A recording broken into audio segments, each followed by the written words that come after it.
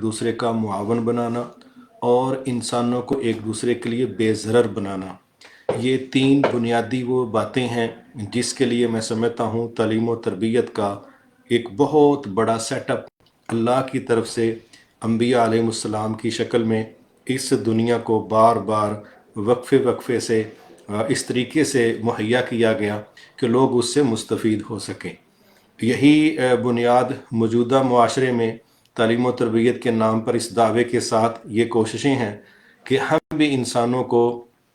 इस तरह तरबियत दे दें कि वो मुआशरे के लिए अमन का बायस बन सकें, मुआशरे के लिए मुफीद साबित हो सकें और इस मुआशरे को हम इस तरह का बना दें कि ये रहने के काबिल हो। अब अगर हम ये चाहते हैं कि इंसानों को हमने ट्रेन करना है और ये तीनों चीज़ें जो एक खूबसूरत मुआशरे की अलामत कह सकते हैं, पहचान कह सकते हैं, उनमें से एक ये कि इंसान एक दूसरे के लिए बेज़रर हो जाए, गोया मुआशरा पुरअमन हो जाएगा। एक ये ज़रूरत कि इंसान एक दूसरे का मुआवन बन जाए, ये भी बड़ी खूबसूरत चीज़ है। और तीसरी चीज़ जो है वो ये है कि इंसान एक दूसरे के लिए इस तरह मुफीद हो जाए कि उसमें जो खैर है वो लोगों को पहुंचे और जो शर है उससे अपने आप को वो बचा सकें, महफूज रख सकें। यही वो चीज़ें हैं। अगर हम ये तीनों अवामिल चाहते हैं कि मुआशरे के अंदर प्रमोट हों तो इसके लिए जो चीज़ें बहुत ज़्यादा ज़रूरी हैं उनमें से मैं समझता हूँ कि कोई ऐसी क़ुव्वत, कोई ऐसी ताकत, कोई ऐसा तसव्वुर जज़ा का, सज़ा का, हौसला अफजाई का, किसी की खुशी का, किसी के खौफ का, ये जो तसव्वुर है और इसका एहसास पैदा करना ये बहुत ज़्यादा ज़रूरी है। तो अगर मैं समझूं कि सारी दावत को जो पहले तीन नुकात हमने बयान किए हैं उनके लिए ज़रूरी बनाना चाहते हैं, मुआवन बनाना चाहते हैं, तो मुझे इस बात का एहसास है कि फिर इस दुनिया में मोतबर तरीन दो हस्तियां हैं, एक अल्लाह ताला की ज़ात, एक नबी सल्लल्लाहु अलैहि वसल्लम की ज़ात मुबारक। तो मैं समझता हूँ कि अल्लाह की ज़ात और अल्लाह के नबी सल्लल्लाहु अलैहि वसल्लम की ज़ात, ये दोनों ज़ातें हमारे सामने ऐसी हैं कि अगर देखा जाए तो दुनिया में बिल इत्तेफाक सबसे ज़्यादा मोहब्बत भी इन्हीं दो ज़ातों से है और सबसे ज़्यादा नाराज़गी का जो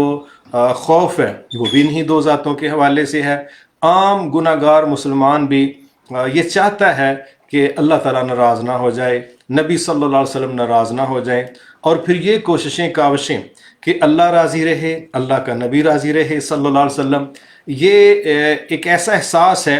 कि जितना हम इसको ज़्यादा प्रमोट कर सकेंगे और जितना ज़्यादा इस एहसास को दिलो दिमाग में उजागर करेंगे तो मुझे उम्मीद है कि हम मुआशरे को जिस खैर की तरफ लेके जाना चाहते हैं इंशाअल्लाह हम उसकी तरफ ले जाएंगे। इसी का नाम दावत इल्लल्लाह है। यही वो दो ज़राए और असबाब और एहसासात हैं कि जो हमारी दावत को इंशाअल्लाह ज़बरदस्त तरीके से कह लीजिए कि मुफीद बना सकते हैं और मुआशरों की ज़रूरत भी इंशाअल्लाह पूरी कर सकते हैं। तो अब चूँकि ये चीज़ें समझाना कि अगर आप फलां बुरा काम करोगे तो उसका ये साइड इफ़ेक्ट है, उसकी ये सज़ा है, और अगर आप कोई अच्छा काम करते हो तो उसका ये सिला है, उसका ये बदला है, उसकी ये जज़ा है। तो ये जज़ा और सज़ा का तसव्वुर अल्लाह ताला के हवाले से है। क़यामत को नबी सल्लल्लाहु अलैहि वसल्लम से जो हम मोहब्बत करते हैं उस मोहब्बत के नतीजे में आपसे शफाअत का हसूल हमारी बहुत बड़ी ज़रूरत है, जिसके बगैर हमारा गुजारा ही नहीं है। और इसी तरह अल्लाह के नबी से मुलाकात, उनका दीदार, रब का दीदार, ये बतौर मुसलमान ईमान की बुनियाद पर हमारी वो ज़रूरतें हैं कि जिनको पूरा करने के लिए इन मुसलमान बड़ी से बड़ी कुर्बानी दे देता है, हत्ता कि शहादत के नाम पर अपनी जान तक दे देता है, सदक़े के नाम पर अपना माल पेश कर देता है। मौसमों की शिद्दत के बावजूद इबादात के नाम पर कहीं रोज़े रखना, कहीं हज बैतुल्लाह करना, कहीं 5 वक़्त की नमाज़ें पढ़ना, कहीं ठंडे पानियों से वज़ू करके रातों को तहज्जुद के लिए खड़े हो जाना, ये सारे वो असबाब हैं जिनको इख्तियार करके हम चाहते हैं कि हमारा रब भी राज़ी हो जाए और नबी सल्लल्लाहु अलैहि वसल्लम भी राज़ी हो जाए। तो यही वो एहसास जिसको हम उजागर करना चाहते हैं, इस उजागर करने के अमल को हम दावत इल्लल्लाह का नाम दे सकते हैं। और ये दावत ना सिर्फ हम पर फ़र्ज़ है, वाजिब है, बल्कि मैं समझता हूँ कि ये मुआशरे की एक ऐसी ज़रूरत है जिससे किसी दौर में भी हम डिनाई नहीं कर सकते। लिहाजा बहुत ज़्यादा ज़रूरी है जब हमने ये इतना बड़ा मिशन जो मुकद्दस भी है انبیاء کا مشن بھی ہے اور معاشروں کو تبدیل کرنے والا ایک کردار ہے، ایک رویہ ہے، ایک پریکٹس ہے، ایک عمل ہے، ایک مشن ہے، تو میں سمجھتا ہوں پھر اس کو اسی طریقے سے سنجیدگی سے بھی لینا چاہیے، تسلسل سے بھی لینا چاہیے، اس کے کرنے والوں کو بھی اپنی اصلاح کرنی چاہیے، جو یہ دعوت وصول کرنا چاہتے ہیں ان کو بھی اپنی کچھ کمی کوتاہیوں کی اصلاح کرنی چاہیے، اور ہمیں اس طریقے سے اس دعوت کے مشن کو آگے لے کے چلنا چاہیے کہ زیادہ سے زیادہ لوگوں تک اس کی اپروچ ہو جائے اور لوگ اس کو اپنی خیر خواہی میں سنیں بھی، قبول بھی کریں، اپنی ذاتوں پر اپلائی بھی کریں، اور نیکسٹ لوگوں تک پہنچانے میں وہ بھی اپنے حصے کا کردار ادا کریں، تاکہ ہم ایک شاندار مشن کی تکمیل میں اپنے اپنے مورچے پر ایک اچھی جنگ لڑ سکیں۔ اب میں کچھ ایسی ٹیکنیکل چیزوں کی طرف آنا چاہتا ہوں جو اس دعوت کے میدان میں استعمال کرنا ہمارے لیے بہت زیادہ ضروری ہے۔ میں سمجھتا ہوں پہلی بات تو یہ ہے کہ ہماری دعوت کا محور و مرکز کیا ہو، ہم جتنی بھی دعوت دیں لوگوں کو کس طرف بلائیں، کس چیز کی طرف ان کو دعوت دیں، کس چیز سے ان کو جوڑیں۔ ایسا نہ ہو کہ ہماری دعوت صحیح رخ نہ ہونے کی وجہ سے ایسی سمت میں، ایسی ڈائریکشن میں سفر کر جائے جو آنے والے وقتوں میں ہمارے لیے شرمندگی کا باعث بنے، اللہ نہ کرے کسی نقصان کا، کسی حادثے کا باعث بنے۔ تو اس سے بچنے کے لیے بہترین حل کیا ہے کہ بطور مسلمان ہماری دعوت کا محور و مرکز وہ اللہ کے ساتھ لوگوں کو جوڑنا ہونا چاہیے، اور اللہ کے نبی صلی اللہ علیہ وسلم کے ساتھ لوگوں کو جوڑنا چاہیے، اور ان کی رہنمائی کے لیے جو قرآن و سنت اللہ تعالیٰ نے ہمیں ایک بہت بڑا تحفہ عطا کیا اور قیامت تک کے لیے اس کی حفاظت کی ذمہ داری بھی لی ہے، میں سمجھتا ہوں کہ اس لحاظ سے ہماری کوششوں کا محور و مرکز یہ ہونا چاہیے کہ ایک لوگوں کو اللہ کے ساتھ جوڑیں، دوسرا اللہ کے نبی کے ساتھ جوڑیں، اور تیسرا جب بات آ جائے بیانیے کی کہہ لیں، منہج کی کہہ لیں، موقف کی کہہ لیں، نصاب کی کہہ لیں، نظریے کی کہہ لیں، تو میں سمجھتا ہوں پھر تیسری چیز ہمارے پاس قرآن و سنت ہے، جس میں ہم اللہ تعالیٰ کی رضا، نبی صلی اللہ علیہ وسلم کی دی ہوئی ڈکٹیشنز، یہ ساری چیزوں کو ہم سمجھ سکتے ہیں۔ تو ہماری دعوت کا محور و مرکز یہ تین فوکس ہونے چاہیے: اللہ کے ساتھ لوگوں کو جوڑنا، اللہ کے نبی کے ساتھ لوگوں کو جوڑنا، اور تیسری چیز یہ ہے کہ قرآن و سنت کے ساتھ لوگوں کو جوڑنا۔ یہ جو ہماری تین نقطوں پر جد و جہد ہوگی، انشاءاللہ کسی دور میں بھی یہ ہمارے لیے شرمندگی کا باعث نہیں ہوگی۔ اب آپ سوچتے ہوں گے کہ مسلمانوں کی دعوت اور کس طرف ہے، اور یہ کس طرف لوگوں کو لے کے جا رہے ہیں۔ میرے محترم بھائیوں، میں سمجھتا ہوں نبی صلی اللہ علیہ وسلم اکثر دعوت میں خطبہ مسنونہ کا استعمال جو کرتے تھے، تو ان میں دو تین باتوں کا بڑا تذکرہ کرتے۔ ایک تذکرہ اس بات کا کرتے کہ سب سے بہترین بات اللہ تعالیٰ کی بات ہے، فَإِنَّ خَيْرَ الْحَدِيثِ کتاب اللہ۔ جتنی بھی باتیں ہیں ان میں سے سب سے بہترین بات اللہ کی بات ہے۔ اب اللہ کی بات سے قرآن و حدیث ہی اس سے مراد ہے۔ دوسری چیز سمجھنے والی وہ یہ ہے کہ پھر آپ کہا کرتے تھے کہ بہترین طریقہ میرا طریقہ ہے، اب یہ دوسری بات ہو گئی۔ تیسری بات آپ ایک کہا کرتے تھے کہ دین میں بدترین کام وہ ہیں جو بدعت کے طور پہ نئے شروع کیے جاتے ہیں۔ اب یہ جو بدعت کا رویہ ہے یہ سنت کا نہیں ہے، یہ سنت کی مخالفت کا رویہ ہے۔ اور یہ کب پیدا ہوتا ہے؟ اس کا مطلب ہے کتنی دنیا ایسی ہے جو لوگوں کو سنت کی طرف لے جانے کی بجائے بدعت کی طرف لے کے جاتی ہے، اور بدعت نبی کا راستہ نہیں ہوتا، بدعت انسانوں کا خود ساختہ راستہ ہوتا ہے، اور بدعت انسانوں کے اپنے گناہ اور ثواب کے قاعدے ضابطے کی شکل میں اپنے طے کردہ روڈ میپ ہوتے ہیں۔ اگر ہم لوگوں کو سنت کی طرف لے کے جائیں، یہ ہماری دعوت کا محور و مرکز ہونا چاہیے۔ ہمیں لوگوں کو اپنی ذات کے ساتھ جوڑنے کی بجائے اللہ اور اس کے نبی کے ساتھ جوڑنے کی کوشش ہونی چاہیے، اور وہ تبھی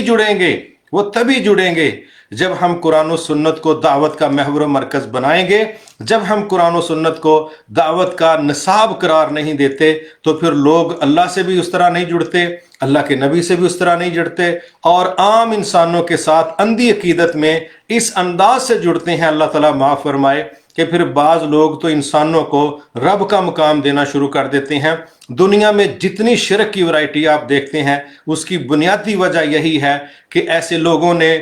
جن کو کہہ لیجئے کہ خدا کے طور پہ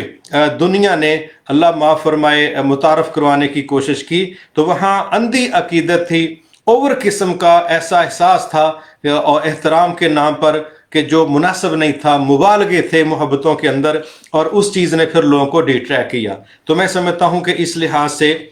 ایک یہ چیز ہمارے ضرور ذہنوں میں رہنی چاہیے کہ جب ہم چاہتے ہیں کہ لوگوں کی اصلاح کا کام کریں تو یہ تین نقطے پھر میں دہراتا ہوں۔ ایک، ہمیں جو اللہ کی بات ہے، جو خطبہ مسنونہ میں نبی صلی اللہ علیہ وسلم خود فرمایا کرتے تھے، تو ہمیں لوگوں کو قرآن سے، حدیث سے جوڑنا چاہیے۔ دوسرا، بہترین طریقہ نبی صلی اللہ علیہ وسلم کا ہے، وہ صحیح حدیث سے ثابت ہے۔ ہمیں لوگوں کو صاف صاف واضح واضح دین پر رکھنا چاہیے۔ ہمیں بال کی کھال اتار کے لوگوں کو اپنی شخصیات کے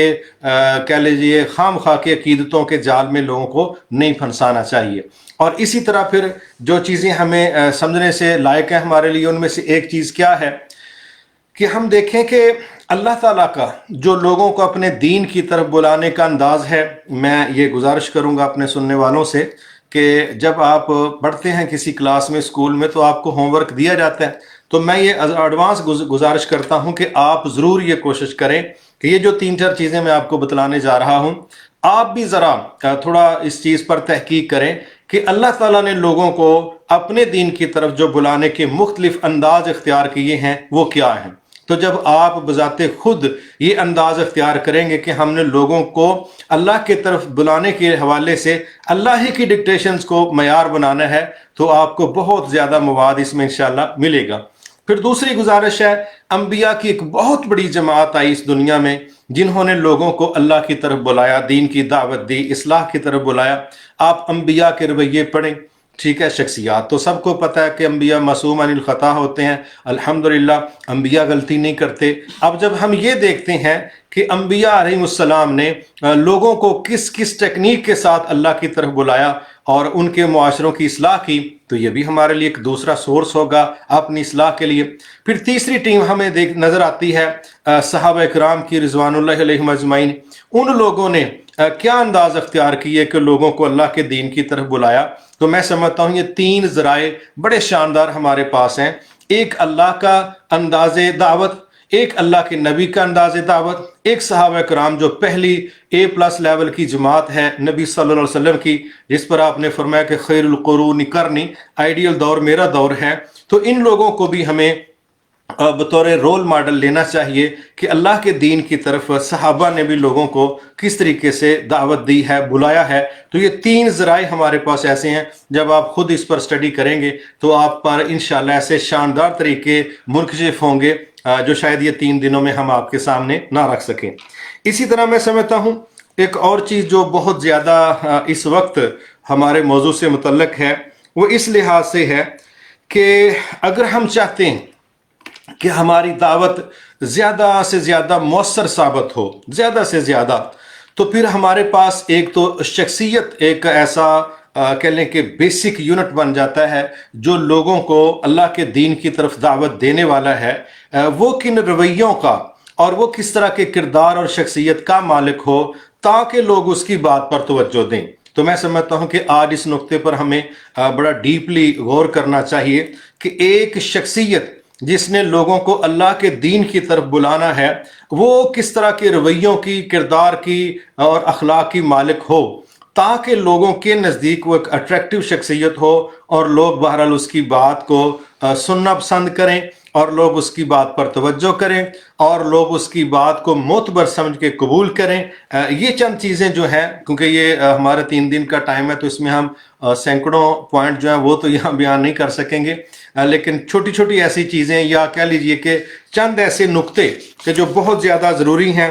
میں چاہوں گا کہ انشاءاللہ ان چیزوں کو آپ کے سامنے بیان کروں تاکہ بطور داعی لوگوں تک جو چیز ہم نے پہنچانی ہے اس میں بطور داعی ہماری شخصیت، ہمارا کردار اور ہمارے رویے یہ کس طرح کے ہوں، اس میں بڑی ڈیٹیل میں نہیں جاؤں گا۔ میں چاہوں گا کہ تقریباً 8-10 ایسی چیزیں آپ کے سامنے رکھوں۔ اگر ہم ان پر کنٹرول کر لیں یا ان کو مینج کر لیں تو مجھے امید ہے کہ انشاءاللہ عام بندے کی نسبت یہ 8-10 خوبیوں کی وجہ سے لوگ ہماری بات کو زیادہ توجہ سے سنیں گے، سمجھیں گے اور انشاءاللہ قبول بھی کریں گے۔ تو وہ سب سے پہلی چیز جو میں سمجھتا ہوں کہ ایک داعی کے لیے بہت زیادہ ضروری ہے، وہ وہی ہے جس کا سرٹیفکیٹ ہمارے سب سے عظیم المرتبت اور انبیاء کے امام حضرت محمد صلی اللہ علیہ وسلم نے اپنی دعوت دینے سے پہلے پبلک سے ایک سوال کیا تھا، پبلک سے۔ اب دیکھیں نا، ہمیں اس بات کو سمجھنا چاہیے کہ جب تک لوگ آپ پر اعتماد نہیں کریں گے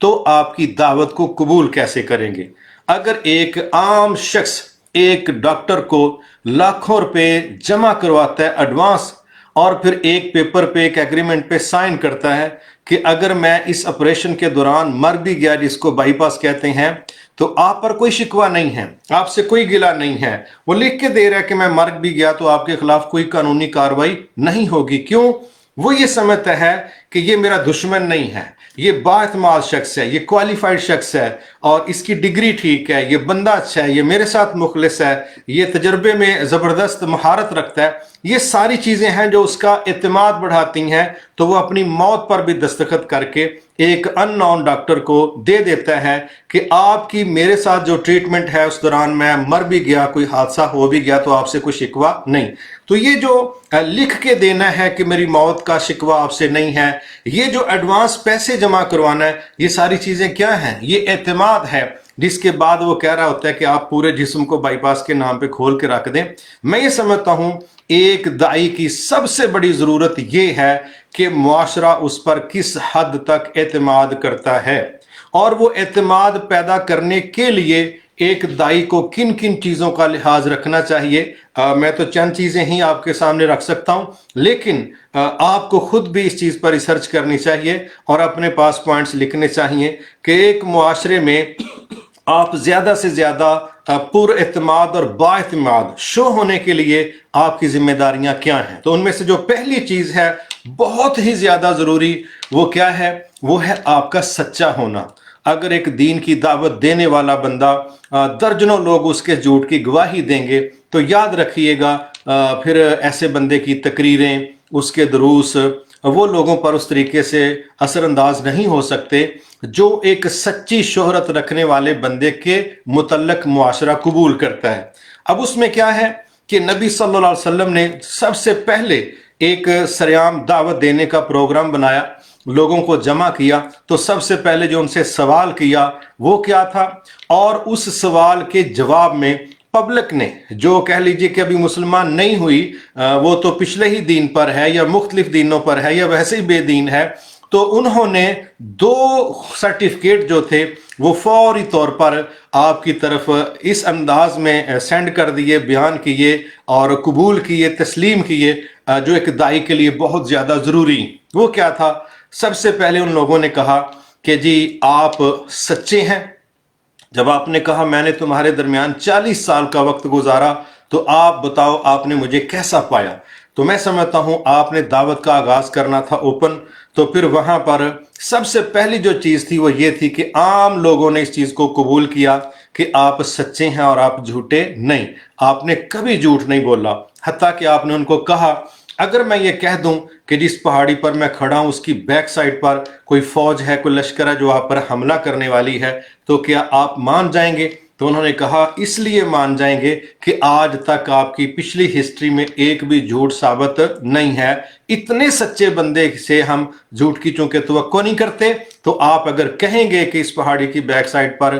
دشمن کھڑا اٹیک کرنے کے لیے تو ہم آپ کی اس بات کو قبول کریں گے۔ تو ایک یہ تھی۔ دوسری تھی امانت داری۔ میں سمجھتا ہوں امانت داری ایک ایسی چیز ہے جو معاشرے سے تعلق رکھتی ہے، یہ بندے کی صرف ذاتی خوبی نہیں ہے، اس کا تعلق سوشل ایکٹیویٹیز سے ہے، اس کا تعلق سوسائٹی کے ساتھ ہے، یہ معاشرے کے اندر آپ کا ایک ایسا کردار ہے کہ جس کو عام بندہ قبول کرتا ہے کہ نبی صلی اللہ علیہ وسلم کے پاس لوگ اپنی امانتیں رکھتے تھے۔ آپ جس طرح کسی کی امانت وصول کرتے ایز اٹ از اس کو واپس کرتے، گویا پہلی خوبی آپ کی جو معاشرے نے تسلیم کی وہ آپ کا سچا ہونا، اور دوسری خوبی آپ کا امانت دار ہونا۔ یقین کیجئے میں سمجھتا ہوں دین کی دعوت دینے کے حوالے سے اگر یہ 2 خوبیاں زبردست طریقے سے کسی بندے میں موجود ہیں تو اس کی دعوت بہت زیادہ پرتاثیر ہو سکتی ہے، قابل قبول ہو سکتی ہے۔ اور جب یہ دونوں چیزیں کمزور ہوتی ہیں تو یاد رکھیے پھر لوگ سن تو لیتے ہیں لیکن قبول کرنے والی بات اس طریقے پر یا اس لیول کی نہیں ہوتی. کیوں؟ آپ اندازہ کریں محدثین نے اس میں بہت زیادہ لحاظ رکھا جھوٹ اور سچ کے حوالے سے، ایسے معیار قائم کیے جس پر حدیثوں کی سند کو پرکھا گیا، جس میں ایسا بندہ جس کی زندگی میں پبلک کے اندر یہ افواہ ہو، بات ہو کہ بھئی یہ بندہ جھوٹا ہے، تو اس کی باتوں کو قبول نہیں کیا گیا. لہٰذا ہم یہ سمجھتے ہیں کہ اگر دنیا کے اندر آپ اپنا موقف پیش کرنا چاہتے ہیں، منوانا چاہتے ہیں، تو آپ کا عام مارکیٹ کے اندر بھی سچا ہونا اور امانت دار ہونا بہت زیادہ ضروری ہے. دنیا کی کسی پروڈکٹ کی مارکیٹنگ کے لیے اس کے ڈیلیور کرنے والے اور اس کی پروڈکشن دینے والے اور اس کے سیلز مین، یہ سارے کے سارے لوگ جتنے زیادہ سچے اور امانت دار ہوں گے اتنی ان کی مارکیٹ ویلیو دنیا میں زیادہ ہوگی. جس طرح آپ امانت داری میں آج کل جاپان والوں کی باتیں سنتے ہیں تو آپ کو پتہ ہے کہ ان کی مارکیٹ میں کس طرح کی گرفت ہے اور آن لائن بزنس وہاں پر کس طریقے سے چلتے ہیں. تو میں سمجھتا ہوں کہ دعوت سب سے بڑا دنیا کا عظیم ترین کام ہے، تو اس کو بھی بہتر طریقے سے کرنے کے لیے ایک داعی کا سچا ہونا اور امانت دار ہونا یہ بہت زیادہ ضروری ہے. ابھی یہاں میں ایک بات کرنا چاہتا ہوں ضمناً، وہ یہ ہے کہ کتنے لوگ ایسے ہیں جو دین کی دعوت کا کام کرتے ہیں لیکن بطور انسان ان کی ضروریات زندگی پورا کرنے کے لیے ان کو معاشرے کے اندر کسی نہ کسی کاروبار میں، لین دین میں اترنا پڑتا ہے. اچھا، وہاں پر جب معاملات میں شفافیت نہیں ہوتی، لین دین میں وعدے پورے نہیں ہوتے، تو سچ بات ہے کہ اس کے بہت برے اثرات اس بات پر پڑتے ہیں کہ بھئی یہ بندہ سچا نہیں ہے، یہ بندہ جھوٹ بولتا ہے، یہ بندہ امانت دار نہیں ہے، یہ بندہ لوگوں کے ساتھ فراڈ کرتا ہے، یہ لوگوں کی امانتوں میں خیانتیں کرتا ہے. یہ چیزیں جب پبلک میں چلتی ہیں تو پھر کوئی بندہ صرف تقریروں کی بنیاد پر وہ دعوت کو اس طریقے سے نہیں کر سکتا جس طریقے سے وہ امانت داری اور سچا ہونے کی بنیاد پر معاشرے کو اٹریکٹ کر سکتا ہے اور اس دین کی دعوت کو لوگوں تک پہنچا سکتا ہے. پھر اس کے بعد ایک تیسری چیز ہے، میں سمجھتا ہوں وہ بھی دین کی دعوت دینے والوں کے لیے بہت زیادہ ضروری ہے، اور اس میں بھی میں نے محسوس کیا ہے کہ دین کی دعوت دینے والے جہاں بعض اوقات فیل ہو جاتے ہیں یا جہاں پر بعض اوقات ان کی دعوت بے اثر ہو جاتی ہے، وہ کیا ہے؟ جب کوئی دین کی دعوت دینے والا اپنے اندر ایک لالچی طبیعت رکھے گا، بے نیازی والی اس کی طبیعت نہیں، قناعت والی اس کی طبیعت نہیں. تو میں نے اس چیز کا بھی مشاہدہ کیا ہے کہ جب بندے کے اندر لالچ ہو، اپنی ذات کو بہتر کرنے کے لیے اپنے ذات کو سامنے رکھ کے تو بار بار لوگوں سے سوال کرنا، مانگنا، چمٹ جانا لوگوں کے ساتھ، یہ اس کا ایک ایسا رویہ ہے جو اس کی دعوت کو بالکل بے اثر نہ بھی کرے تو وہ جو کہتے ہیں نا کہ لو پروفائل میں لے جانا، وہ ضرور کرتا ہے. میں یہ سمجھتا ہوں کہ نبی صلی اللہ علیہ وسلم نے دنیا کے سامنے جو اپنے مختلف کریکٹرز اس انداز میں پیش کیے جس سے معاشرہ اپنی بہتری حاصل کر سکتا ہے، ان میں سے ایک یہ ہے کہ آپ کی طبیعت بے نیاز تھی. ایک تو آپ قناعت پسند تھے، آپ چیزوں کو جمع کرنے والی سوچ آپ کی نہیں تھی، جو ہے اسی پر بہترین طریقے سے گزارا کرتے. اور دوسرا، آپ کے اندر ایک ایسا لالچ نہیں تھا کہ جو لوگوں کو یہ تاثر دے کہ جی نعوذ باللہ آپ تو مال جمع کرتے ہیں، آپ کی نظر تو لوگوں کے مال پر ہے. ایسا نہیں ہے. تو میں سمجھتا ہوں کہ آج کے دور میں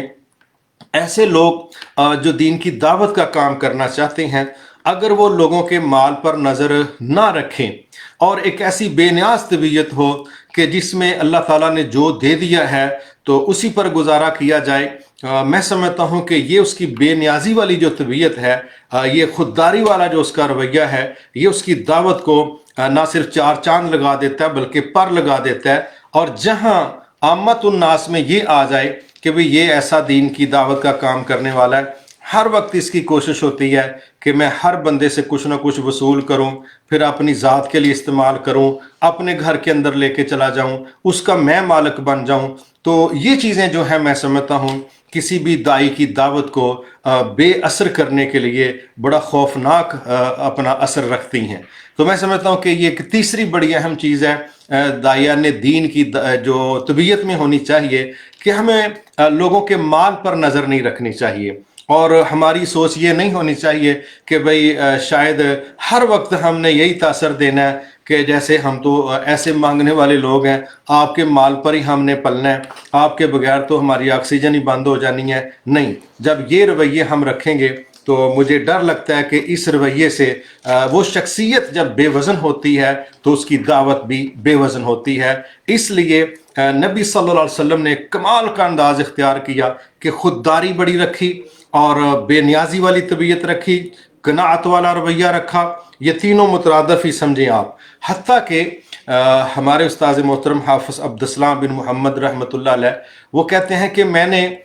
بڑی دفعہ یہ چیز پڑھی تھی کہ نبی صلی اللہ علیہ وسلم نے جب ادھار لینا تھا تو آپ نے ایک یہودی سے لیا، حالانکہ حضرت عثمان رضی اللہ تعالیٰ عنہ، ابو بکر صدیق رضی اللہ تعالیٰ عنہ، اسی طرح عبد الرحمن بن عوف رضی اللہ تعالیٰ عنہ، اور کئی لوگ بڑے بڑے ماشاءاللہ معاشی لحاظ سے ویل سیٹلڈ تھے، لیکن آپ نے ان سے ادھار مال نہیں لیا اور ایک یہودی سے لے لیا، اور لیا بھی اس طریقے سے کہ جتنا مال لیا اس سے زیادہ مہنگی زرہ اس کے پاس آپ نے رہن بھی رکھی۔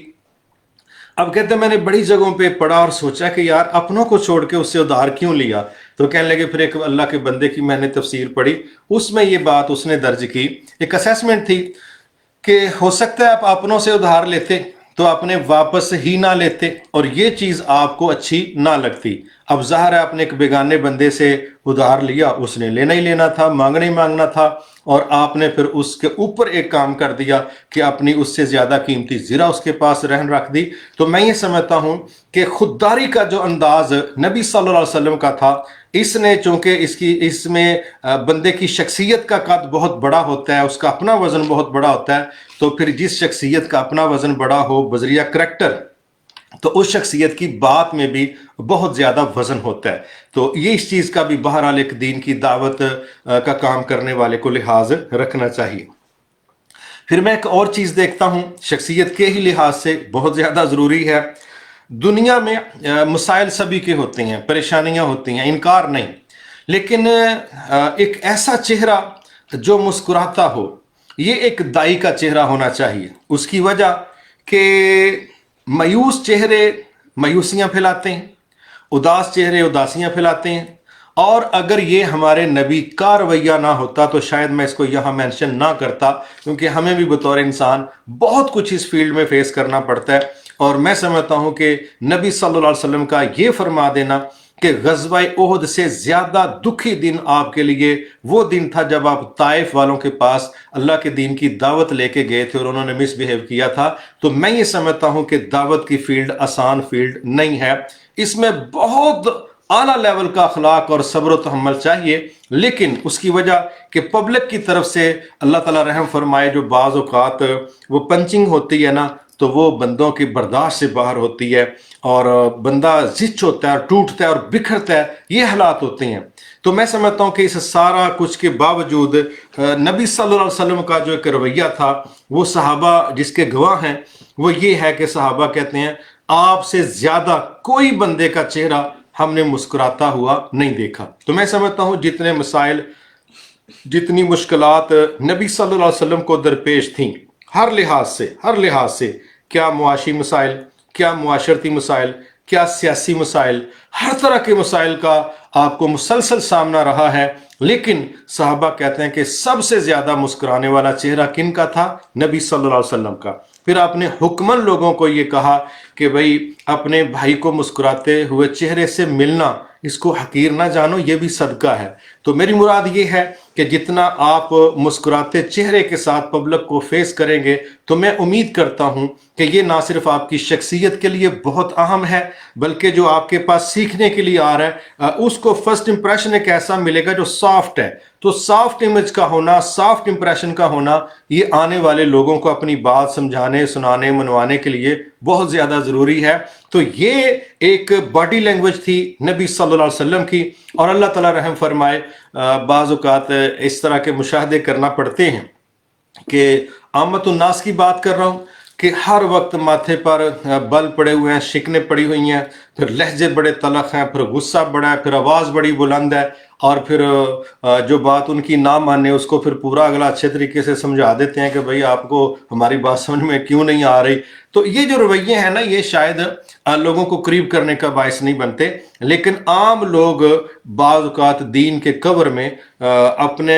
بی پی کا جو ہائی ہونے کا اثر ہے اس کو اس طریقے سے کنورٹ کر کے تو پبلک کی طرف شفٹ کرتے ہیں. لیکن یہ رویہ بہرحال درست نہیں. تو میں چاہوں گا ایک دائی کی شخصیت کا یہ حصہ ہے کہ اس کا چہرہ مسکراتا ہونا چاہیے، کیونکہ مسکراتا چہرہ جو ہے وہ اٹریکٹیو ہوتا ہے، اور اٹریکٹیو چہرے لوگ اس کو سننا دیکھنا پسند کرتے ہیں. تو ظاہر ہے جس پر لوگ دیکھنے کے لیے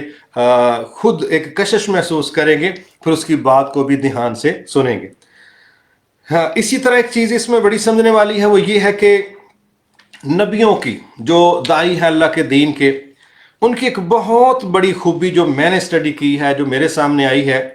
وہ ہے صبر و تحمل. یقین کیجئے انبیاء کا جو کردار ہے اس میں مجھے جو سمجھ آئی ہے سب سے زیادہ، مطلب ان کا ایک تعارف کیا ہے، وہ تبلیغ کا کام کرتے ہیں، لوگوں کو اللہ کے دین کی طرف بلاتے ہیں. لیکن جو دوسری بڑی خوبی ان کی میرے سامنے آئی ہے، جو میرے علم میں آئی ہے، اور جس خوبی کی طرف اللہ تعالیٰ نے بار بار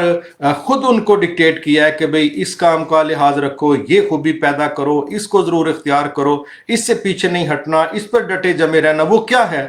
وہ ہے صبر و تحمل، بردباری. اب یہ وہ صفت ہے انبیاء کی کہ اگر اس صفت پر وہ عمل کر گئے تو ایک بڑی تعداد کو وہ اپنی فینشپ میں لے آئے اور ایک بڑی تعداد کو تبدیل کرنے کا باعث بنے. لیکن آج ہم جو عام لوگ ہیں، ہم سے جو کمی کوتاہیاں ہوتی ہیں ان میں سے ایک یہ ہے کہ بہرحال ہمارے اندر صبر بڑا تھوڑا ہوتا ہے. انجیکشن تو لوگ لگاتے ہیں، اس کا تو انکار نہیں. انجیکشن لوگ ایسا لگاتے ہیں نا کہ وہ بعض اوقات بندے کو سمجھ نہیں آتی کہ انہوں نے بتایا بھی نہیں تھا اور انجیکشن لگا دیا. کیونکہ ہم نے لفظوں کی سرنج ہے نا اس کو ہی لے کے بندے کو جہاں مرضی ٹیکا لگا دینا ہوتا ہے، اور ہم سمجھتے ہیں کہ بھئی میں نے بڑی کمال کی بات کی ہے یا حرکت کی ہے. ایسا نہیں ہے. اس لحاظ سے نبیوں کی ایک بہت بڑی خوبی رہی ہے صبر و تحمل.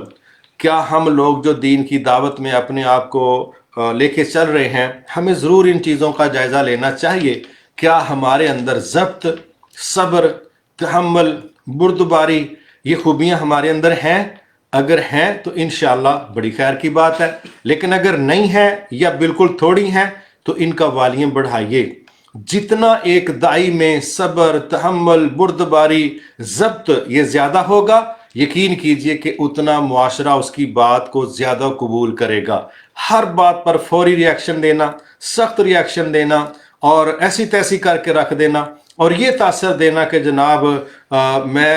کسی سے ڈرتا ورتا نہیں ہوں، یہ چیزیں نہیں ہیں. ڈرتے انبیاء بھی نہیں تھے، لیکن انہوں نے جو برداشت کیا ہے، جس تحمل کا مظاہرہ کیا ہے، اور جس طریقے سے قادر ہونے کے باوجود لوگوں کو معاف کیا ہے، فتح کے باوجود لوگوں کو معاف کیا ہے، یہ نبیوں کی وہ شان ہے جو اجتماعی طور پر ہم دیکھتے ہیں. آپ اندازہ کر سکتے ہیں کہ نبی صلی اللہ علیہ وسلم پر 21 سالوں میں 19 مرتبہ یہ کوشش کی گئی کہ آپ کو شہید کر دیا جائے. کبھی زہر دے کے، کبھی پتھر گرا کے، کبھی کہہ لیں کہ تلوار کے ساتھ اٹیک کرنے کی کوشش کی گئی، کبھی کریک ڈاؤن کرنے کی کوشش کی گئی، بڑا کچھ کیا گیا. تو آپ اندازہ کریں 11 کوششیں تو اس میں مشرکین مکہ کی تھیں، منافقین کی بھی تھی، یہودیوں کی بھی تھی. تو گویا یہ سارے لوگ اس کوشش میں تھے کہ نعوذ باللہ آپ کو شہید کر دیں اور آپ کے اس مشن سے ہماری جان چھوٹ جائے. اتنی کوششوں کے باوجود آپ نے جب بھی ان پر غلبہ پایا تو آپ کا انتقامی انداز نہیں رہا، بلکہ آپ کی کوشش کیا رہی؟ معاف کرنے کی، درگزر کرنے کی. تو میں سمجھتا ہوں اگر ہم دین کی دعوت کا کام کرنا چاہتے ہیں تو بہت زیادہ ہماری یہ کوشش ہونی چاہیے کہ بہرحال ہمارے اندر صبر، تحمل، بردباری، ضبط یہ ہونا چاہیے. ایک اور چیز ہے جو ہے تھوڑی حساس، لیکن میں وہ ایک لطیفے کے ساتھ کہہ لیجئے کہ پیش کر کے تو بات کو تھوڑا سا میں وائنڈ اپ کرنے کی کوشش کروں گا. مولانا محمد حسین ایک بزرگ گزرے ہیں، شیخو پورے کے، فوت ہو چکے ہیں. تو وہ ایک بات سنانے لگے بڑی مزے کی. کہتے ہیں، مثال دینے کے لیے کہتے ہیں کہ شیطان 3 گدھوں پر کوئی سامان لے کے شہر جا رہا تھا بیچنے کے لیے. تو راستے میں کسی نے پوچھا کہ ان پر کیا لے کے جا رہے ہو؟ یہ مطلب ان کی ایک بات تھی مثال کو سمجھانے کے لیے، میں نہیں کہتا کہ اس کو ایز اٹ از لیا جائے۔ تو ان میں سے 3 مختلف گدھوں پر جو سامان لوڈ تھا، ایک پر بے ایمانی، ٹھیک ہے، وہ کہنے لگے یہ ایک فلاں طبقے کے لیے ہے۔ پھر ایک پر جو تھا وہ جھوٹ لوڈ کیا ہوا تھا، وہ کہنے لگے فلاں طبقے کے لیے، میں ان کا نام نہیں لیتا کیونکہ ایک مثال ہے کو مائنڈ نہ کر جائے۔ یہ تیسری چیز ہے نا، کہتے ہیں ایک گدھے پر میں نے حسد لوڈ کیا، حسد۔ تو اشتار سے پوچھا گیا یہ کن کے لیے؟ تو وہ کہتا ہے یہ میں نے مولویوں کے لیے لوڈ کیا ہوا ہے کہ وہ اس کا استعمال کریں گے آپس کے اندر۔ حقیقت یہ ہے، اللہ تعالیٰ رحم فرمائے، میں سمجھتا ہوں کہ عام مسلمان کے بھی دوسرے مسلمان پر بہت بڑے حقوق ہیں، لیکن علماء کے ساتھ تعلقات، علماء کے ساتھ رویے، اور علماء کے پبلک عامت الناس پر جو حقوق ہیں یا جو عزت ہے یا جو پروٹوکول ہے، یہ ساری وہ چیزیں ہیں جو بہت زیادہ قابل توجہ ہیں اور قابل اصلاح بھی ہیں۔ میں یہ سمجھتا ہوں جتنے ہم دین کے زیادہ دعوے دار ہونے کا لوگوں کے سامنے مظاہرہ کرتے ہیں، اسی لحاظ سے پبلک ہم سے توقع وابستہ کرتی ہے۔ تو ان میں سے ایک جو خوفناک چیز ہے وہ ایک یہ ہے کہ جب ایک دین کا داعی دوسرے دین کے داعی کی کردار کشی کرتا ہے، جبکہ ہم سب کہتے ہیں کہ ہم اسلام کے نوکر ہیں، نبی صلی اللہ علیہ وسلم کی دعوت کو لے کے لوگوں تک پہنچ رہے ہیں، تو جب ایک دین کا داعی دوسرے دین کے داعی کی کردار کشی کرتا ہے تو مجھے محسوس ہوتا ہے کہ یہ چیز عوام الناس کو متنفر بھی کرتی ہے اور ایک دوسرے کے خلاف محاذ کھولنے کا باعث بھی بنتی ہے، اور ایک دوسرے کو ڈی گریڈ کر کے اپنے آپ کو ہائی لیول پہ لے جانے کی ایک سوچ لوگوں میں پیش کی جاتی ہے کہ ہم ہی ٹھیک ہیں، باقی کوئی بھی صحیح نہیں ہے۔ یہ ہمارے ایسے رویے ہیں جو عوام الناس کو منفی انداز میں متاثر کرتے ہیں۔ تو میں سمجھتا ہوں کہ یہ ایک دین کے داعی کی شخصیت کا اچھا پہلو نہیں ہے۔ ہماری کوشش یہی ہونی چاہیے کہ اگر عام مسلمانوں سے ہمیں حسد کرنے کی اجازت نہیں ہے تو پھر دین کے داعی لوگوں کا بھی حسد کرنے کا رویہ مناسب نہیں۔ ہاں رشک ہو خیر کے کام میں تو وہ ایک الگ بات ہے، تو اس رویے کا بھی بہرحال ہمیں لحاظ رکھنا چاہیے۔ پھر ایک اور چیز ہم دیکھتے ہیں وہ ہے عاجزی۔ ہم دیکھتے ہیں کہ نبی صلی اللہ علیہ وسلم میں لوگوں کے حوالے سے بالخصوص بے شمار ایسے مواقع ہیں کہ آپ کی جو عاجزی ہے یہ بھی بہت زیادہ لوگوں کو اپیل کرتی تھی، اور بہت بڑی آپ کی اٹریکشن ہے۔ دین کے داعی لوگوں میں جتنی عاجزی اور سادگی ہوگی، میں سمجھتا ہوں کہ یہ بھی لوگوں کو آپ کی طرف متوجہ کرتی ہے، اور جب لوگ آپ سے پازیٹیو سینس میں متاثر ہوتے ہیں تو پھر آپ کی بات کو دھیان سے بھی سنتے ہیں۔ بہت زیادہ پرتکلف انداز، اور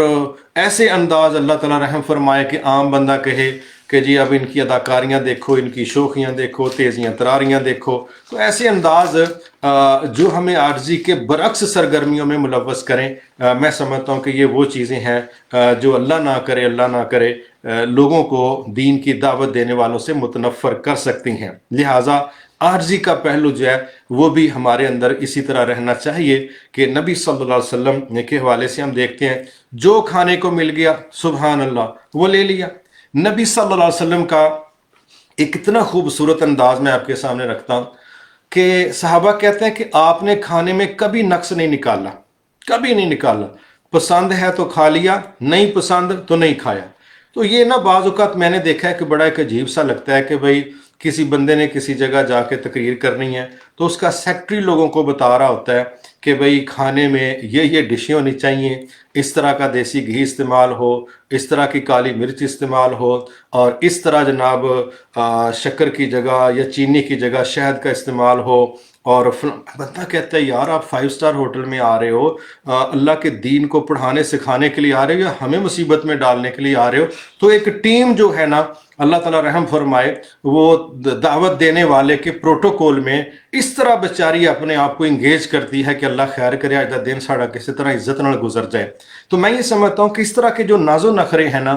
تکلفات والے انداز ہیں، یہ پبلک پر اچھا اثر مرتب نہیں کرتے۔ نبی صلی اللہ علیہ وسلم کا کیا خوبصورت انداز ہے، جو مل گیا آرام سے استعمال کر لیا، جتنا مل گیا کھا لیا، اور جو ملا اس کی حوصلہ افزائی کر دی۔ نبی صلی اللہ علیہ وسلم ایک گھر میں گئے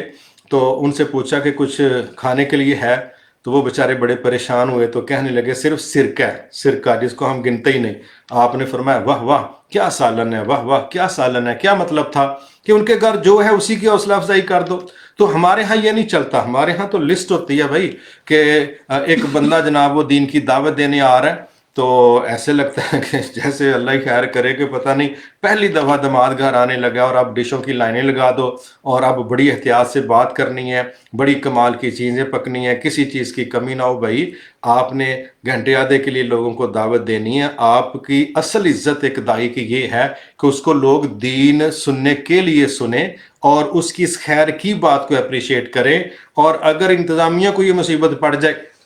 کہ بھی آنے والے بندے کو ہم نے مطمئن کر کے کیسے بھیجنا ہے، تو مجھے بتاؤ کہ کیا ان پر بڑے اچھے اثرات مرتب ہوں گے؟ ہاں، اگلا بندہ اپنی خوشی سے جو کرتا ہے کرے، لیکن یقین کیجئے کہ بعض لوگ تو اللہ رحم فرمائے پورا ماشاءاللہ مینیو ڈسکس کرتے ہیں اور بڑی اس کی ریسپی ڈسکس کرتے ہیں. یہ چیزیں دین کے دائی لوگوں کے لیے مثبت نہیں منفی ڈسکس ہوتی ہیں، وہیں پر شروع ہو جاتی ہیں، دیر نہیں لگتی. اور اسی طرح میں سمجھتا ہوں کہ وہاں پر ایسے ایسے پھڈے ڈالے جاتے ہیں کہ یہ لینا ہے اور یہ نہیں لینا اور اتنا ہی لے کے جانا ہے. یہ باتیں بھی بہرحال دیکھنے کو ملتی ہیں. تو میں سمجھتا ہوں پتہ ہوتا ہے سب کو کہ کون سی چیزیں ہمیں بے وزن کریں گی اور وہی چیزیں ہماری دعوت کو بھی بے وزن کریں گی. تو آج جو مل گیا کھا لیا الحمدللہ، اور جتنے بندے سامنے آئے ہیں ٹھیک ہے، ان کو ہم نے اللہ کے دین کی دعوت دے لی. اب دیکھنا، اگر ہم یہ کہیں کہ جی ہم تو توقع لگا کے آئے تھے کہ 500 بندہ سامنے بیٹھا ہو، اب بندے بیٹھے ہیں 5، تو بھائی میرا تو یہ لیول نہیں ہے تو میں نے 5 بندوں کو اللہ کا دین پیش نہیں کرنا. بھائی آپ بندے گننے کے لیے آئے تھے یا اللہ کا پیغام سنانے کے لیے آئے تھے؟ جو بات آپ کی زبان سے نکل گئی اللہ تعالیٰ اس کی ادائیگی آپ کو اجر کی صورت میں کروا دے گا. بندے زیادہ ہوں گے زیادہ اجر مل جائے گا، کم ہوں گے کم مل جائے گا. لیکن بعض لوگ تو بھائی کلاس لگا دیتے ہیں انتظامیہ کی، جو بیچارے پروگرام کرواتے ہیں نقد مائک پر ان کی کلاس لگتی ہے اور اللہ رحم فرمائے کہ وہ پھر نیکسٹ توبہ کر جاتا ہے. وہ کہتا ہے بھائی میری عزت مائک پہ ہوگی سی تے اگوں تو میں تو جلسہ نہیں کروانا. تو یہ کچھ ایسی چیزیں جو ہم خود دیکھ رہے ہوتے ہیں لیکن اس کا پبلک پر بہرحال اچھا اثر مرتب نہیں ہوتا. اسی طرح ایک اور چیز میں وہ بھی یہاں ڈسکس کرنا چاہتا ہوں کہ نبی صلی اللہ علیہ وسلم جفاکشی والی محنتی زندگی آپ نے جو ہے نا وہ گزاری ہے. یقین کیجئے بعض اوقات یہ دیکھنے کو ملتا ہے کہ دین کی دعوت کے نام پر ہم لوگ اتنے نخرے دکھاتے ہیں اور اتنے، وہ پنجابی میں کہتے ہیں نا سول، اس سے مراد ہے نزاکتیں. یقین کریں کہ اوور قسم کی نزاکتیں، اوور قسم کی وہ چیزیں جو ہے نا وہ معاشرے کو بہرحال متنفر کرتی ہیں. نبی صلی اللہ علیہ وسلم جفاکش، محنتی، مشقت کرنے والے اور ہارڈ ورکر قسم کے انداز اختیار کرنے والے تھے، جس کی وجہ سے دوسرے محسوس کرتے ہیں کہ بھی آپ فٹ ہیں، آپ کے ساتھ چلنا ہے. یعنی یہاں تک آپ اندازہ کر لیں کہ ایک ایسا تاثر جس میں نہ نزاکتیں نہیں ہیں بلکہ جس میں محنتیں ہیں، قوت ہے، محنت ہے، تحرک ہے. تو یہ جو انداز ہے نا یہ دین کے دائیوں کے لیے بہت زیادہ ضروری ہے. اور جب اس طرح کا تاثر کسی دین کے دائی کی طرف سے جائے کہ ماشاءاللہ وہ بہت زیادہ نازک ہے، اس کا چلنا بھی بڑی احتیاط والا ہے، وہ اٹھتا بھی بڑے اس طریقے سے ہے، وہ بھئی آئے گا ٹھہر کے، وہ بھی پہنچے گا ٹھہر کے. بندے کہتے ہیں اللہ کرے اگر ساڑی عزت رہ جائے تو ساڑی جان چھوٹ جائے. یہ جو ہمارے اوور قسم کے نزاکتوں والے رویے ہیں، یہ بھی کسی ایسی شخصیت جو دین کی دعوت کے ساتھ جڑی ہے اس پر اچھے اثرات مرتب نہیں کرتے. متحرک، محنت والا بندہ، ہمت والا بندہ، متحرک شخص اور ناز و نخرے نہ کرنے والا بندہ یہ بغیر بولے لوگوں کو متاثر کرتا جاتا ہے. تو میں سمجھتا ہوں اس کا بھی ہمیں لحاظ رکھنا چاہیے. اور ایک چیز آخر میں یہاں بیان کیے دیتا ہوں، وہ یہ ہے کہ جتنے بھی نبی صلی اللہ علیہ وسلم کی شخصیت کے دعوت میں ٹولز استعمال ہوئے ہیں ان میں ایک بڑا شاندار ٹول ہے لوگوں کی مشکلات میں کام آنے والا ٹول. ایسا رویہ، ایسا انداز، ایسی سرگرمیاں جس میں لوگوں کے مشکل وقت میں مدد کرنے کا انداز ہے. تو میں سمجھتا ہوں کہ صرف یہ سمجھنا کہ بھی میں نے تو 10 15 20 منٹ آدھا گھنٹہ بات کرنی ہے، تقریر کرنی ہے، اٹھ کے چلے جانا ہے، اس کے علاوہ میرا معاشرے کے ساتھ کوئی تعلق نہیں، یہ ایک سرگرمی ہو سکتی ہے. لیکن اگر ہم چاہتے ہیں کہ ہماری دعوت بہت زیادہ پرتاثیر ہو اور پبلک اس کو قبول کرے تو سب سے بڑے جو دائی ہیں وہ نبی صلی اللہ علیہ وسلم. اور وہ کیا فرما رہے ہیں؟ وہ فرماتے ہیں اپنی مسجد یعنی مسجد نبوی میں ایک مہینہ اعتکاف کرنے سے زیادہ بہتر میں یہ سمجھتا ہوں کہ کسی مسلمان کے ساتھ جا کے اس کی جو مشکل ہے اس میں اس کا حل کرنے کے لیے اپنا کردار ادا کروں۔ گویا ایک مہینہ مسجد نبوی کا اعتکاف وہ ایک اپنی ذات کے لیے ہے، اس سے زیادہ بہتر آپ کہہ رہے ہیں میں یہ سمجھتا ہوں کہ میں معاشرے میں کسی مسلمان کی مشکل دور کرنے میں اپنا کردار ادا کروں۔ تو میں یہ سمجھتا ہوں ایک دائی کو یہ رویہ اختیار کرنا چاہیے کہ کسی کی خوشی غمی میں شریک ہونا، کسی کی مشکل میں اس کے کام آنے کے لیے اپنا کردار ادا کرنا۔ جب یہ رویے ہوں گے نا تو ہم ایک عام دائی کے مقابلے میں کئی گنا زیادہ لوگوں پر اثر انداز ہو سکیں گے۔ اور جب ہمارا رویہ ہوگا محدود اور اپنی ذات تک اور اسی کے گرد گھومنے والا، تو میرا خیال ہے کہ یہ ہماری دعوت کو وسعت نہیں دے گا اور ہماری دعوت محدود ہو جائے گی۔ تو یہ چند چیزیں جو ہیں یہ ایک دین کی دعوت دینے کے حوالے سے جو دائی ہے، میں عامت الناس کے اندر جو باتیں کر رہا ہوں وہاں یہ باتیں کر رہا ہوں۔ تو میں سمجھتا ہوں کہ اگر ہم چاہتے ہیں اللہ کے دین کی دعوت کو زیادہ اچھے طریقے سے لوگوں تک پہنچائیں تو اس میں جو پرسنالٹی کا رویہ ہے، کردار ہے، شخصیت جو ہے، اس میں یہ جو 8-10 چیزیں میں نے مینشن کی ہیں، میں چاہتا ہوں کہ تھوڑی تھوڑی باتوں پر ہم فوکس کریں۔ تو یہ جو 10 چیزیں ہیں جس میں بندے کا سچا ہونا، جس میں بندے کا امانتدار ہونا، جس میں دنیا سے بے نیاز ہونا، خودداری والا رویہ اختیار کرنا، اور اسی طرح اس کا مسکراتا چہرہ، صبر و تحمل والی اس کی طبیعت، عاجزی والا اس کا انداز، اور اسی طرح جفاکشی محنتی والا اس کا انداز، اور اس کا بہادر ہونا، سوشل ہونا، اور اس بندے کے دل کا اور زبان کا نرم ہونا، یہ وہ ایک شخصیت کے رویے ہیں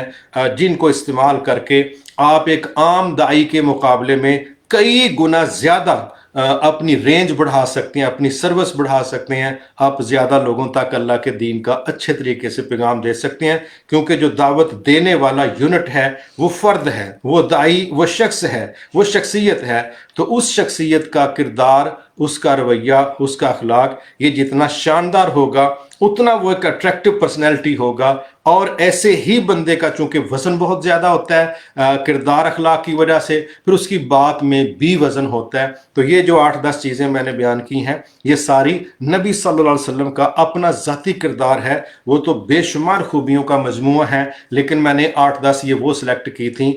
کہ جو ہمیں اپنے اندر عام طور پر پیدا کر لینی چاہیے تاکہ ہماری دعوت کو لوگ اچھے طریقے سے سن پائیں۔ نیکسٹ، دعوت کے طریقے کیا ہو سکتے ہیں، انداز کیا ہو سکتے ہیں، اور ٹیکنیکل انداز کیا ہو سکتے ہیں، لاجکس کیا ہو سکتی ہیں۔ انشاءاللہ اس کو اللہ نے چاہا تو ہم کل بیان کریں گے۔ ابھی ہمارے پاس 15 منٹ موجود ہیں، تو میں چاہوں گا کہ کسی طرح کا کوئی سوال جو آج کے ٹاپک سے ریلیٹڈ ہے وہ آپ کیجئے، باقی انشاءاللہ کل اور پرسوں جو بقیہ حصے ہوں گے ہم ان پر بات کریں گے۔ اللہ آپ کو بہت خیر و برکت عطا فرمائے۔ بہت شکریہ۔ السلام علیکم ورحمۃ اللہ وبرکاتہ۔ جس بہن کا بھائی کا کوئی سوال ہو تو وہ SMS کر سکتا ہے، میں انشاءاللہ ان کا جواب دوں گا جو 15 منٹ ہمارے پاس وقت ہے۔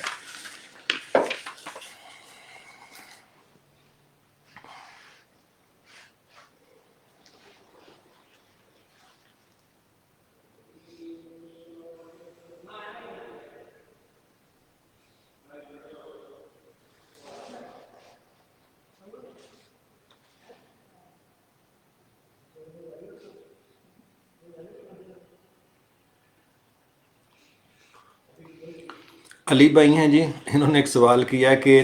میں دعوت کا کام کرتا ہوں اور 1 سال سے کاروبار بھی کرتا ہوں، مگر مجھے سامنے والا غلط بیانی کرتا ہے تو میں وہی وعدہ آگے کر دیتا ہوں، اس کا اثر تو ہو جاتا ہے، اس کا کیا حل ہے؟ دیکھیں، پہلی بات تو یہی ہے کہ نبی صلی اللہ علیہ وسلم نے قرض کے حوالے سے اللہ کی پناہ مانگی ہے، اور اس میں جو لاجک بیان کی ہے وہ یہی ہے کہ اس میں دعوے میں، وعدے میں آگا پیچھا ہو جاتا ہے۔ تو میں یہ سمجھتا ہوں کہ بہرحال ایک وہ چیز ہے جو کسی کی خرابی کی وجہ سے ہوتی ہے، اور ایک وہ ہے جس میں ہم کنٹرول کر سکتے ہیں، جس طرح اللہ نے فرمایا فَاتَّقُوا اللَّهَ مَا اسْتَطَعْتُمْ، کہ جتنی تمہاری استطاعت ہے اس کے مطابق آپ اللہ سے ڈرو۔ میں یہ سمجھتا ہوں علی بھائی، بنیادی طور پر اگلا بندہ جتنا مرضی اپنے وعدے کو چینج کر کر کے پیش کرے، ہم نے جس کا قرض دینا ہے ہمارے پاس یہ عذر عام طور پر تو ہو سکتا ہے کہ جی چونکہ میں نے جہاں سے لینے تھے وہاں سے نہیں ملے اس لیے میں آپ کو نہیں دے پا رہا، یہ ایک عام بات تو ہو سکتی ہے لیکن یہ مسئلے کا مکمل حل نہیں. تو میں یہ سمجھتا ہوں کہ ہمیں اس بھائی کے ساتھ کوئی صاف شفاف ایسا وعدہ کرنا چاہیے. اگلا بندہ ہمارے ساتھ کرتا ہے وعدہ کہ جی میں ایک ہفتے میں پیسے آپ کو ادا کر دوں گا جس سے ہم نے لینا ہے، تو میں سمجھتا ہوں ہمیں مہینے کا ٹائم لے لینا چاہیے. جس کو ہم نے دینا ہے ہم اس سے مہینے کا ٹائم لے لیں، تاکہ جس سے ہم نے لینا ہے وہ بندہ 2 دفعہ 3 دفعہ 4 دفعہ وعدہ خلافی کر بھی لے تو ہم تو بار بار وعدہ خلافی کے مرتکب نہ ہوں. تو وہ اگر جس سے ہم نے لینا ہے وہ ہمیں ایک ہفتے کا وعدہ کرتا ہے، جس کا ہم نے دینا ہے آپ اس کو مہینے 2 مہینے کی اپیل کر لیں، درخواست کر لیں. آپ نے ضرور اس کے وعدے پر ہی آگے وعدہ کرنا ہے. تو اگر وہ بندہ آپ سے جھوٹ بول رہا ہے تو آپ بھی خواہ مخواہ اس کے سامنے جس کو آپ نے دینا شرمندہ ہوں گے. تو میں سمجھتا ہوں کہ اگلے کی غلطی پر ہم غلطی کریں گے تو یہ ہمارے مسئلے کا حل نہیں ہے. ہمیں اس کے دیے ٹائم سے زیادہ ٹائم دے کے اپنا مسئلہ بہتر کرنا چاہیے. اللہ تعالیٰ آپ کی مدد کرے. بہرحال یہ پریشانی اس میں ہے لیکن مجھے اس کا ایک ٹیکنیکل حل یہ نظر آ رہا ہے. باقی اللہ تعالیٰ آپ کے لیے آسانیاں فرمائے.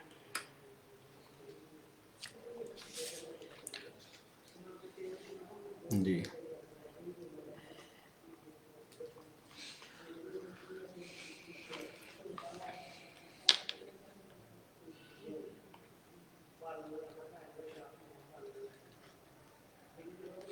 لمبا سوال ہے. بے ادبی کر دیتا ہے ہاں جب اگلے بندے کے پاس جواب نہ ہو تو بے ادبی کا ٹیگ لگا دیتا ہے. سوال پورا کیا ہے؟ کہہ رہا جو دعوت دین جو اگلے بندے کے پاس جواب نہیں ہوتا تو وہ اگلے بندے پہ بے ادبی کا ٹیگ لگا دیتا ہے. بھائی کہہ رہے ہیں کہ بعض اوقات ہم کسی کو دین کی دعوت دیتے ہیں تو وہ اس کو قبول نہیں کرتا بلکہ الٹا یہ کہتا ہے کہ آپ گستاخ ہیں، بے ادب ہیں. دیکھیں ایک تو اس میں حکمت کا بھی تھوڑا لحاظ رکھنا چاہیے. اگر اگلا بندہ ہی سینس سے خالی ہے تو آپ اس بندے کے ساتھ ہائی پروفائل لیول کی جو دعوت ہے وہ ڈسکس کر رہے ہیں تو میرا خیال یہ آپ کی غلطی ہے. اور ایک بات یہ ہے. دوسری بات یہ ہے کہ ہم دیکھیں ایسے سینسٹیو ٹاپکس جو معاشرے کے اندر بعض اوقات اسی سینس میں لیے جاتے ہیں کہ جی یہ ہمارے نزدیک بے ادبی ہے، ان کے نزدیک یہ عام مسئلہ ہے. ایسے حساس موضوعات پر بھی ہمیں بات کرنے سے پرہیز کرنا چاہیے. اور ایک عام دائی ہونے کے ناطے ہمارا قد اگر 5 فٹ ہے تو ہمیں 15 فٹ پہ جا کے بات نہیں کرنی چاہیے. بے شمار موضوعات ایسے ہیں جن کا تعلق علماء ہی کے ساتھ ہیں. میں جن لوگوں کی دعوت کی بات کرتا ہوں ہم عام لوگ ہیں تو ہمیں عام جنرل اسلام پر بات کرنی چاہیے جس میں ریمائنڈر زیادہ ہے. ہم احکامات کے چکروں میں اس طریقے سے نہ پڑ جائیں. ہم ریمائنڈر دینے والے ہیں کہ بھی نماز پڑھو، روزہ رکھو، سچ بولو، غصہ نہ کرو، کسی کی امانت میں خیانت نہ کرو. ہم اس طرح کی گفتگو کریں اور اس طرح کے ٹاپکس ڈسکس کریں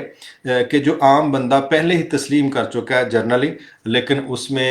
کہہ لیں کہ ان کا جو قبول کرنے میں سستی ہے وہ ہماری دعوت سے اصلاح میں تبدیل ہو جائے. باقی جو گہرے احکامات ہیں وہ علماء کا کام ہے، وہ علماء پر ہی چھوڑ دینا چاہیے. رہی یہ بات کہ کسی کے ایویں کہہ دینا کہ آپ گستاخی کر رہے ہیں تو میرا خیال ہے کسی کے کہنے سے تو بندہ گستاخ نہیں ہو جاتا. گستاخی وہی ہے جس کو اللہ اور اس کا رسول صلی اللہ علیہ وسلم گستاخی کہے. کسی کے کہنے کے ساتھ تو ہم گستاخ نہیں بنتے. البتہ جملوں کا، لفظوں کا، لہجوں کا درست انتخاب اور استعمال یہ ہماری دعوت کو زیادہ مؤدب، مہذب اور منظم کر سکتا ہے.